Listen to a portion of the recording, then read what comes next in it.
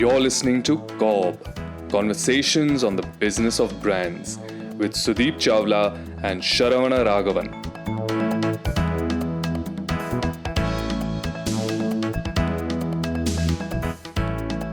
I wanted to wait a few days before we did this episode because it was a hot burning topic about the controversy about Bournvita and the influencer or de-influencer as he's being called.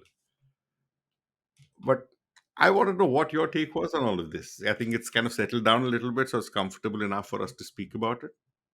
And both of us, by virtue of former employment, are pretty close to this brand called Bournvita. Yeah, I think enough has been Sharon said about it already. And given the nature of these controversies and what we have seen in the past, I would actually not bet on the fact that it has settled down.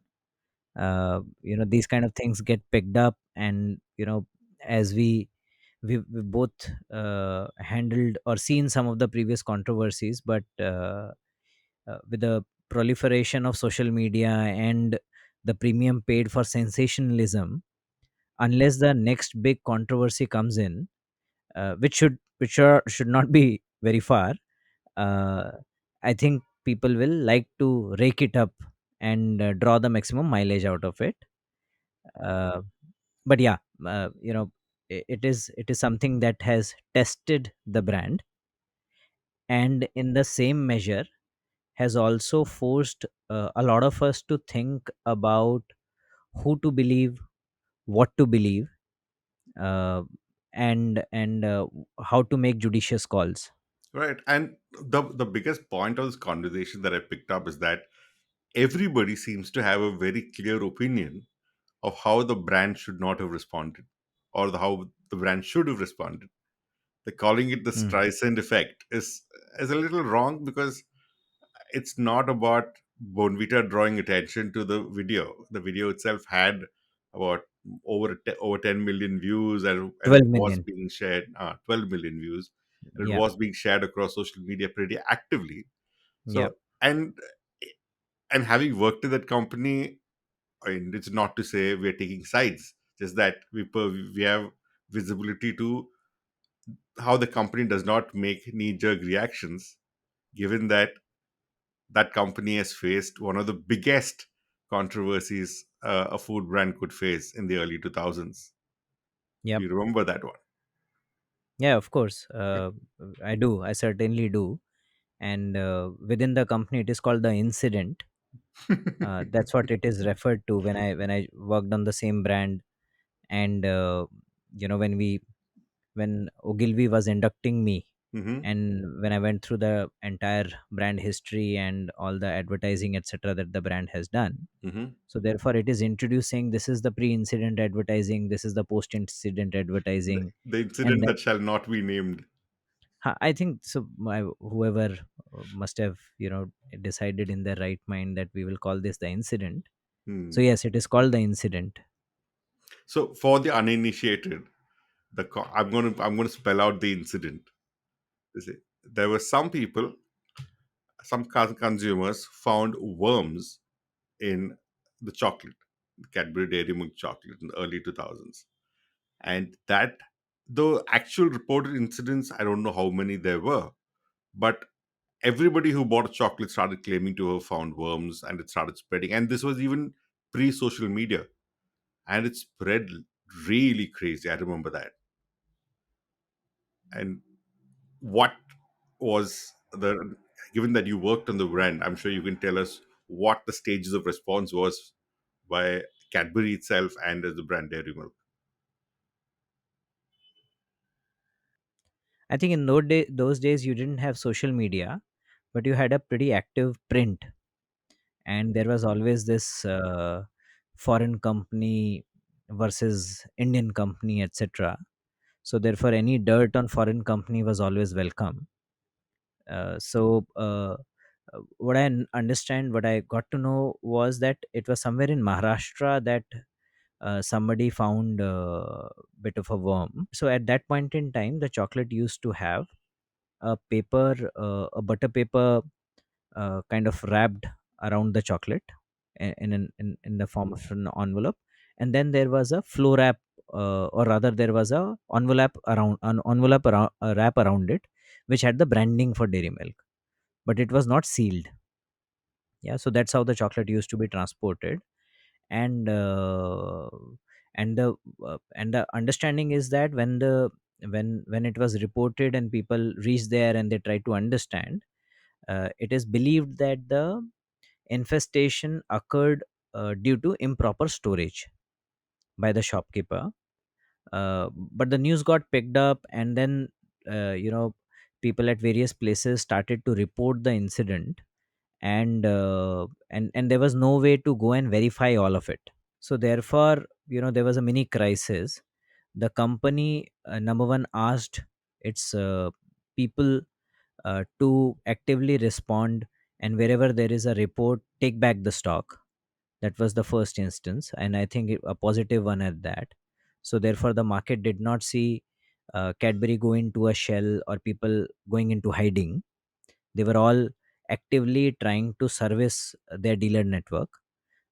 In sync with that, the company also knew that their employees had to be assured, and hence the leadership team was traveling and talking to their employees and assuring them that you know there's no problem with the product, and therefore they should confidently tell the trade that if they store the product well, there will not be any problem. And hence the expectation was that the sales team would go around collecting stocks if there is any complaint, otherwise assuring dealers that there is no problem, you please continue. And then it was kind of all hands on the deck situation. And the story goes that you know uh, Bharat Puri, who was the MD at that time, did kind of a open house in various zones that he went to. And in one of the zones, a sales officer, Amit Upadhyay was his name. uh, he was asking, okay, what should we do, what do you think we should be doing? And Amit Upadhyay was the sales officer at that point in time, who raised his hand and say that if we are so confident that we are on the right side, why don't we get a voice of authority to say it on our behalf? And the voice of authority today is Mr. Amitabh Bachchan. And this was So at the that's peak of KBC just started, right? yeah, yeah. Mm. So and everybody listens to them, listens to him, etc. So that's the suggestion that came from him. In parallel, while the company, to start with, issued facts that the infestation is specifically because of improper storage, but the company also realized that while it has significant brand equity, none of the consumers like to see their brand on the back foot. Yeah. And also, since this had created some kind of doubt in consumers' mind, I think a big call that was taken by Bharatpuri at that point in time was that why don't we now give it a fresh look now that this has happened? What, rather than defending our position, can we instead take a stance and possibly improve ourselves such that the chances of such incident happening completely goes down in the future also? And that's where they worked with the packaging team and came up with that uh, sealed pack. Yeah. The cold seal pack. And for measure of confidence, they put a yellow colored stamp on it called purity seal. And therefore all the advertising at that point in time used to end with आपका Cadbury dairy milk अब purity seal pack में. Yeah. So therefore, not only did the brand first try to give factual information, but quickly realize that to win back consumer trust, they would have to rely on their equity, possibly get a credible voice behind it, and also make some changes such that the consumer sees that the company is making desperate attempts to be better for the future. Yeah. And then this whole the campaign is called Operation Vishwas within the company. So Operation Vishwas was launched, and where we wanted to win back trust of the consumers, and Mr. Bachchan was signed up.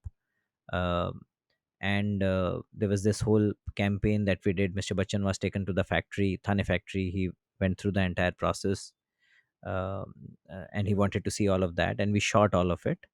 And the campaign was about the fact that कुछ दिन पहले जब Cadbury वाले मेरे पास आए, तो मैंने उनसे कहा कि मैं कोई भी काम करता हूँ तो मैं रात को चैन से सोना चाहता हूँ, तो मैं आपकी फैक्ट्री देखना चाहूँगा। और उन्होंने मुझे वहाँ बुलाया, मैंने फैक्ट्री देखी, और मैं जो कुछ भी देख के आया तो मुझे बहुत अच्छा लगा। अब मैं रात को बहुत चैन से सोता हूँ। Yeah, that's how we started. So that was the first thing where he says that I can assure you that the brand is safe. Yeah. And then, and the company didn't stop at that.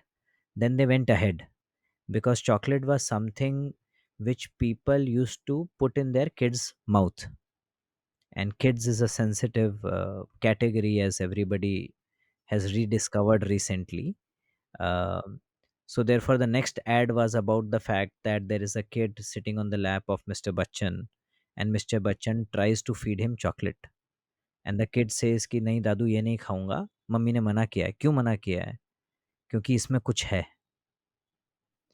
Yeah, so that is something that used to be said, and so therefore he says कि हाँ इसमें कुछ तो है, इसमें ढेर सारा प्यार है, और मिठास है, और खुशियाँ हैं, etc., and then he puts it in his mouth and eats one, etc. So therefore, there were series of communication as well as press releases, etc., and not to defend our stance, but to take a progressive stance and say that we have improved, and improved in a direction which will make sure that even if there was a iota of doubt, now you shouldn't have one. Yeah. So I think that is something which really pulled the company through that kind of call. And I remember a lot of the, you know, when we joined the company, people who were AVPs, VPs were all brand managers then, or young sales managers then. And all of them say that, seeing all of this up close turned all of them from boys into men. And, they learned, uh, how to handle a crisis from fairly close quarters, and they could see the leadership in action and all of that. So I think those were some of the lessons that we can possibly draw from one of the earlier controversies that we remember. Right. It's amazing how a brand can come out even stronger after a crisis than it was before the crisis, right? So this other brand comes. I'm just curious to pick your brain on this one. On Maggie, with Maggie containing lead content, it came out from a government testing lab, and that is one instance I remember where the brand kept silent for too long, and they kind of lost track of the entire narrative. And it came to a point where the entire leadership had to be changed, and there too they had to lean on the brand's legacy, the nostalgia, and reinforcement of belief in the customers to win back the way. So they lost significant, I think a year or 2 years, they lost all businesses. Nobody consumes Maggie thinking it's good for health, right? Yeah. Yeah. Then why was this issue so big for them? See, I don't think, it is about health food or non-health food, actually. We become sensitive to anything when we personally use it. And even if it was a soap, which we were applying on our body, or if it was a face cream or anything, I think it would have possibly created the same outrage, specifically uh, with the fact that this product also is fed to the kids. Right. The So proximity to the yeah, chaos. yeah, so therefore I think parents are most sensitive, people are most sensitive to categories which they give to their kids. They feel personally responsible that they are the ones who are buying and giving it to them. Then they're slightly lesser sensitive to things which they apply onto themselves, and then they are even insensitive to things that they don't use. So that's how possibly the hierarchy is. So we are most sensitive when it comes to our kids, and that is where I think Maggie over a period of time had cultivated this whole category for itself, where there is thanda nashta and garam nashta in India, and Maggie was a significant part of garam nashta, big part of the garam nashta culture alongside say a upma or a poha and stuff like that. So therefore, and with localization saying that mothers used to add peas and carrot and stuff into Maggie to really give it that touch of being homemade, etc. So with that kind of trust imbibed into it, I think an outrage was possibly deserved.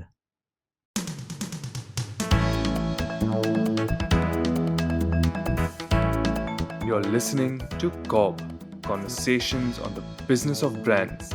Your hosts are Sudeep Chawla, marketing practitioner, business leader, and educator to advertising and marketing professionals, and Sharavana Raghavan of Vitral Brand Expertise, growth consultants to consumer facing brands and businesses. For more information, go to cobcast.net. If you find this podcast helpful, please help us by telling your friends and rating us.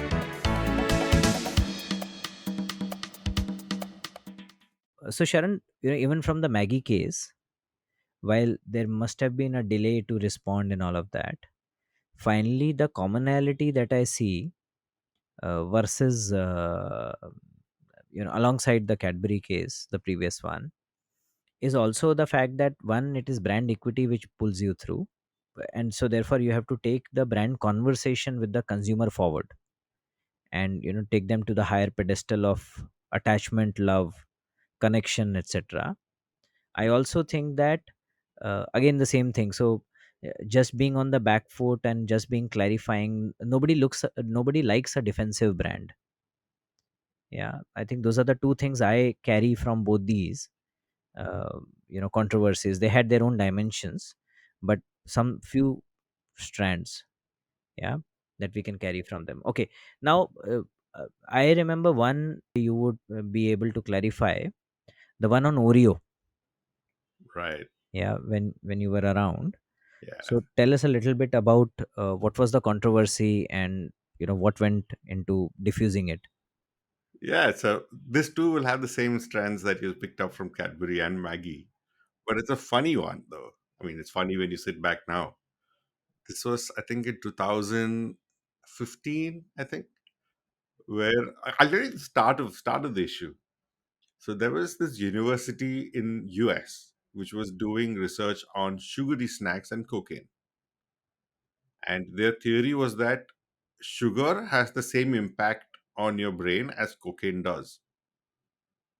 And they tested it on a few lab rats, and they had the sugary snack they chose to use was Oreo.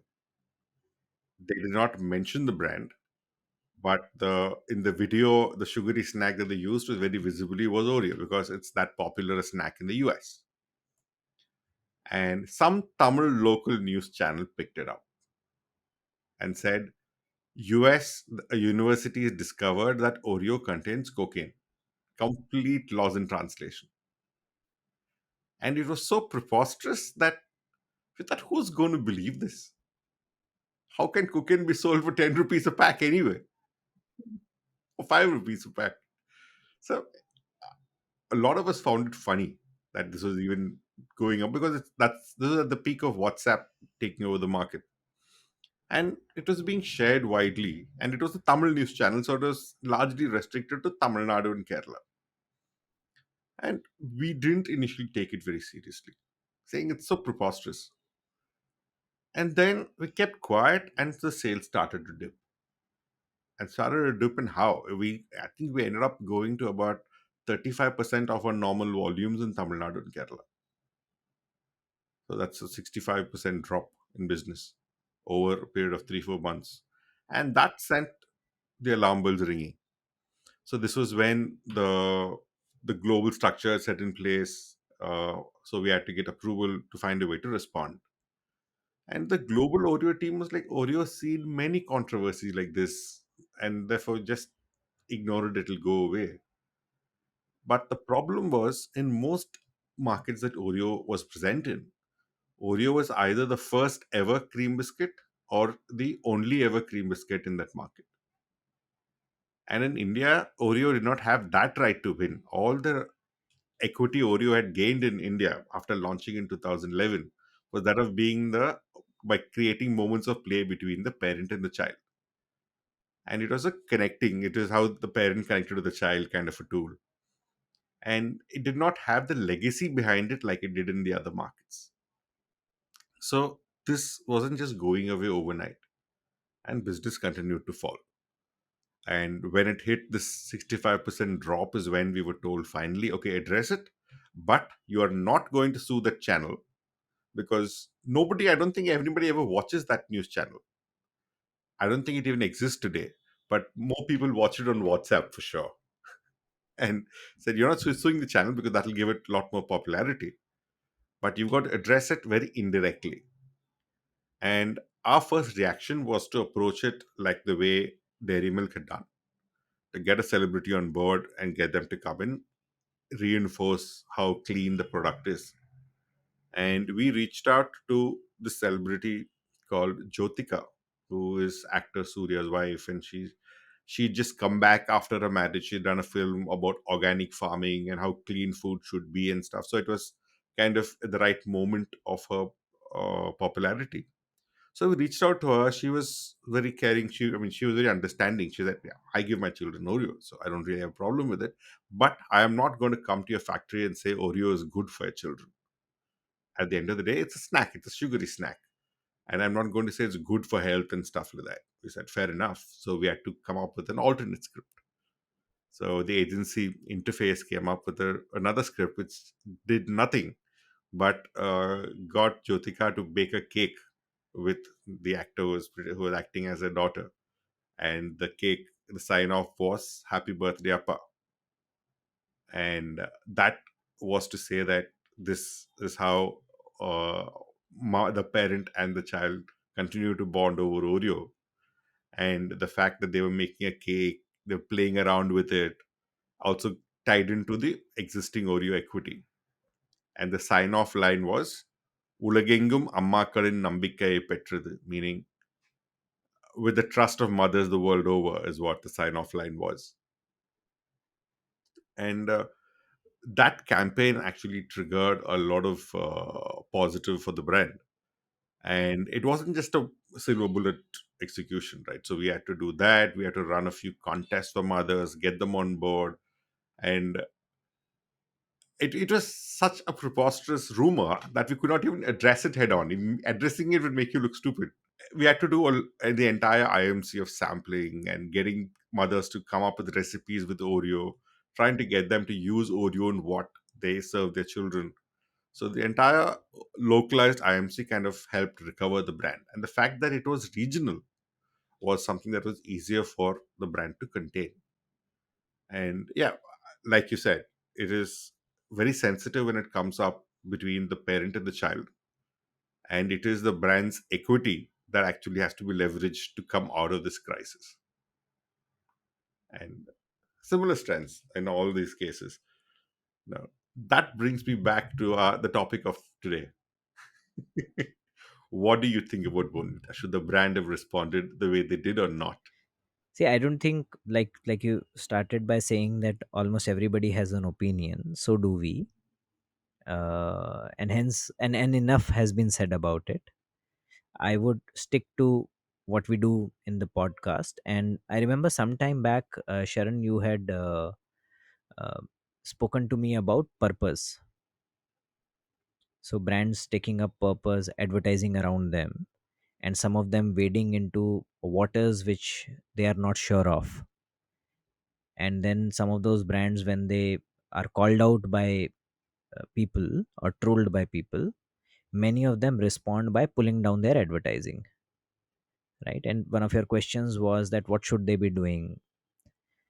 And I remember I said at that point in time was that if a brand genuinely believes in the purpose that they have taken up, it is something that is worth fighting for, and hence you should defend your stance.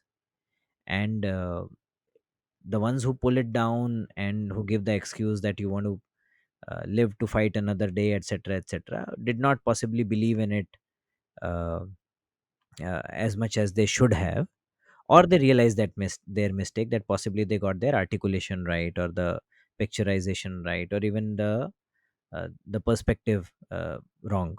Yeah. But if you believe in it, if you genuinely believe in it, I think it is worth defending. And that's where I will just say that, since Bonvita genuinely has partnered mothers for so long, and therefore it is natural for a brand to defend itself and to defend its equity with mothers. So therefore I will just leave it at that. And the fact that they defend means that they care, they genuinely believe in this. Yeah, so that's one part to it. I would possibly also go on and say that, given the past few examples that we spoke about, it is going to be Bonvita's equity, which they have in abundance, I must say, which is going to pull them through. Yeah. And third point possibly also is that, uh, how you articulated that, looking forward and, really doing something to restore the trust of the mothers, uh, taking some visible actions around it possibly should be the way to go. Now, if you honestly ask me, I also saw that influencer's video and I've seen a number of reactions to it. And if you honestly ask me what the influencer really calls out, while brand became the face of it, it really calls out the poor labeling standards that are imposed in India.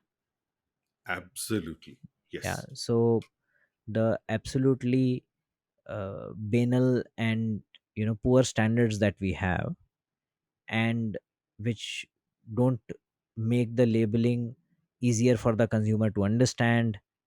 And and so therefore it allows a lot of the companies to put whatever they want to put. Now, I know that this has also gone through a number of changes and they have tried to improve upon it. Per serve, etc., got added sometime when I was a brand manager, I remember that. Otherwise, there used to be an nutritional information about the entire pack or per 100 gram. So per serve also got added. Then this whole regulation came in that all the ingredients should be listed in their descending order of uh, volumetric volumetric composition. So all of that has happened. So there have been, of course, the steps that have been taken, but I think much more needs to be done. So if something gets called out, it is that. Now, uh, if I was the owner of brand Bonvita, I would have possibly looked at that and maybe looked at taking a progressive stance, regardless of whether the current packaging guidelines or nutritional guidelines are ask me to declare something or uh, do something on the packaging or not. I would have said that I owe this to mothers because I have enjoyed their trust thus far. While I can defend myself and say that I have done nothing wrong, I've not contravened any statutory guideline. I'm using everything within permissible limits. I'm using everything which is permitted under Indian law. So everything is defensible. But as we said, as my possibly abstraction from the past cases is that consumers don't like a defensive brand. And hence I would say that ideally they should go on to offensive, use their equity, and also take some progressive step which honestly makes helps mothers make better choices for their kids. Yeah, and a mother would genuinely appreciate from a help from a brand of the stature of Bonvita. Yeah, or any other brand of that kind. It should serve as a good call to the entire category, if you honestly ask me. And if other brands are listening, this is a call to any and every brand out there. Any edible brand, anybody can take the progressive stance and possibly take a uh, leaf out of this whole controversy, and have take a leg up over their competition. That's what I would possibly that's how I would possibly look at it. That will be my stance. What do you think? No, I agree. And see, I don't think people are unaware of the sugar content in Bonvita, in the sense that while the co- communication is all about the fortified benefits in the brand, the product. It's Cadbury Bournvita. It is meant to make milk more palatable to kids, and the whole idea is to get kids to have more milk. That's what this entire brand's positioning is for. So I don't think it's as stark as it's being blown out. I think it's now than about the product composition. It's become about the David versus Goliath, the big company tormenting a penniless influencer. I think it's gone into a very dramatic sense, and that's why it's gained the steam it does.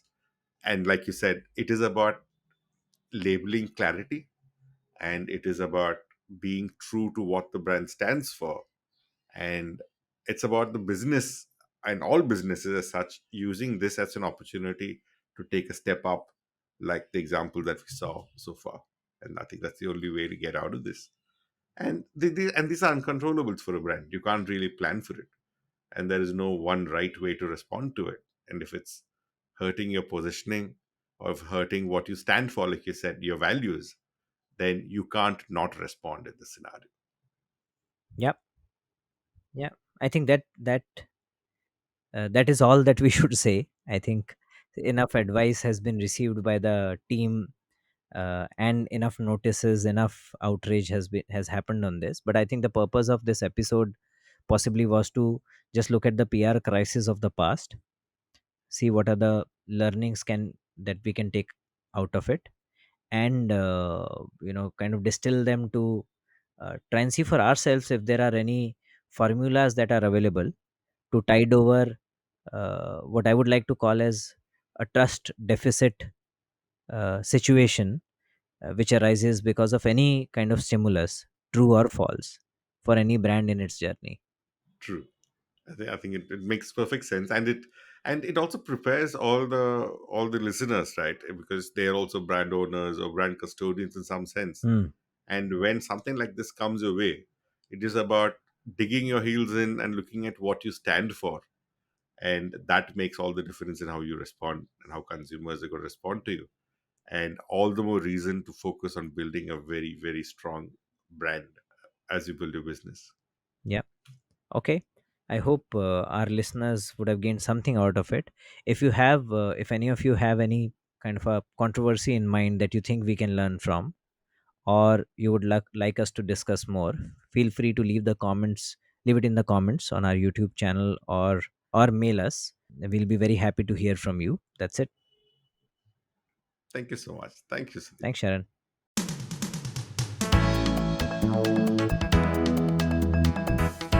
Thank you for listening to CoBB, Conversations on the Business of Brands with Sudeep Chawla and Sharavana Raghavan. Subscribe and learn more at cobcast.net. That's COBBCAST.net.